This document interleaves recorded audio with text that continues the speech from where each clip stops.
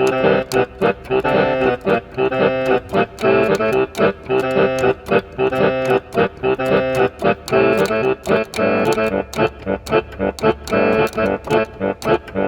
we have behind me here is possibly the most interesting yet anonymous car.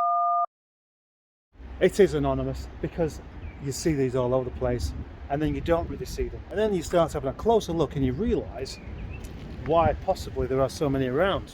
I'm going to admit that I have a bit of a soft spot for the old French luxury car.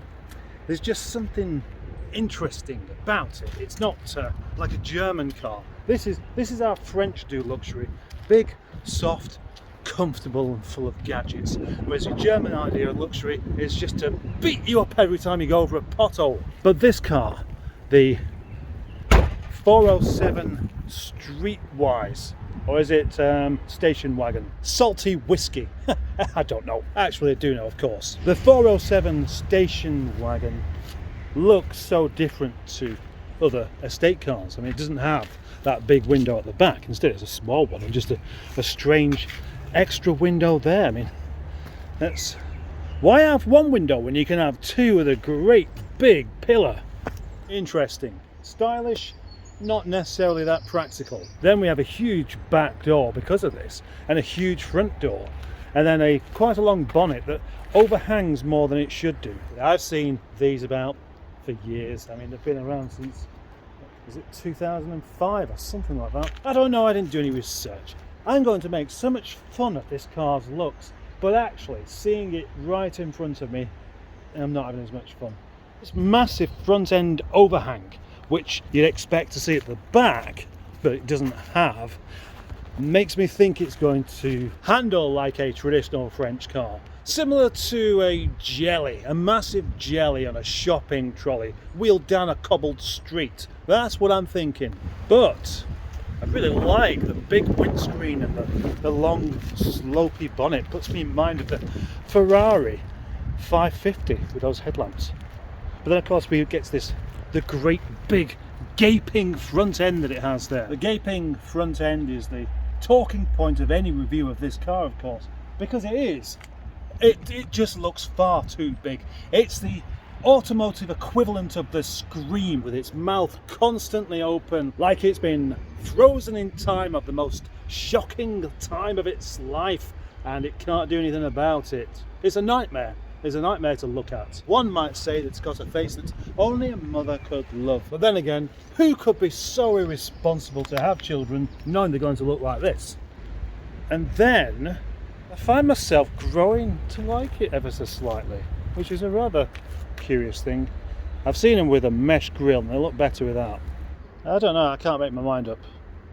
Just thinking of the designer showing his design off and his colleagues going, nah, let's make the grille bigger, let's make the headlamps bigger, let's make the line on the front so big it will scare off real lions. And then we have the back end, this jutting fat lip and the lamps, I guess they're the fog lamps in the middle there, kind of reminiscent of the Mark II Cavalier Estate. A nice little pulley handle there so you don't get your hands dirty.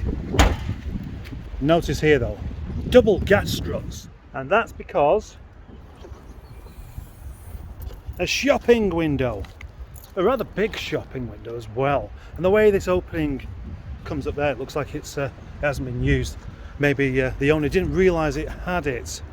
To me it looks a bit like, you know when you know some men wear baseball caps, and like every time you see them they've always got this baseball cap on, and then one day you see them without a baseball cap. That's what this is like. You just don't expect it to look like that. But not only has this chap got no hair, but the baseball cap has peeled away most of his scalp as well, so that's a rather unusual design feature. I'm not sure why they've done that. This 407 is the absolute bog standard one as well. The French cars are full of technology and stuff like that, and electrics that obviously go wrong. So the bog standard one is probably the one to go for with the diesel engine. The diesel engine in this car is the same diesel engine that was put in practically every other diesel car like forever, like before diesels were invented. Quick quality control, open door, close door, rear door, Yeah, not the nicest sounding doors, but gosh, what a comfortable seat. That's where this car really does make sense. I mean, it makes sense in many other ways as well, but it's just such a nice seat. And what about the rear seat? And let's face it, if you drive a Peugeot, you're probably just as happy being in the back anyway. With the front seats as far back as they will go, the legroom isn't huge in the back, but it's certainly plentiful. And again, it's really soft and squidgy in the kind of armchair-like feel you'd expect. It's very, very nice. Oh, there's something sticking in my back there. What's that? Oh, it's a seatbelt buckle. No, that sounds good actually. And that,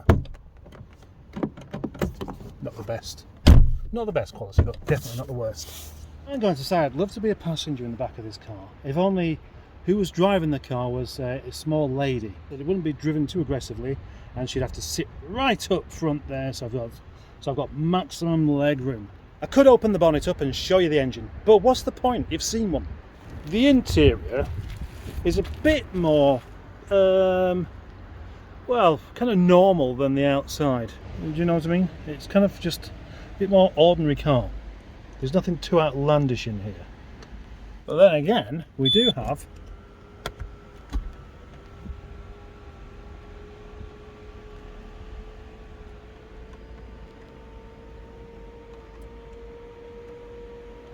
look at the size of that sunroof. What a great, that's a really nice feature. I like that. I do like to have a little tap around the dash to feel for interior quality, and honestly it's actually quite good. Yeah, that's nice. This actually feels good. Maybe someone will disagree with me here, but I think this is a much more premium feeling car than its equivalent Ford or Vauxhall. I need to take it for a test drive now, don't I? Yes, I do. The first thing I must definitely say about this car is not only are the seats comfortable, but the ride is just, it's like I'm not on a real road. I definitely get the appeal of the big French car because it's not only is it comfortable, but it's quiet as well. It's quiet and it's smooth. It just glides over these bumps. It's just a very relaxing place to be. If I had to go on a long journey somewhere, say Newport, I would take this if I had my current fleet.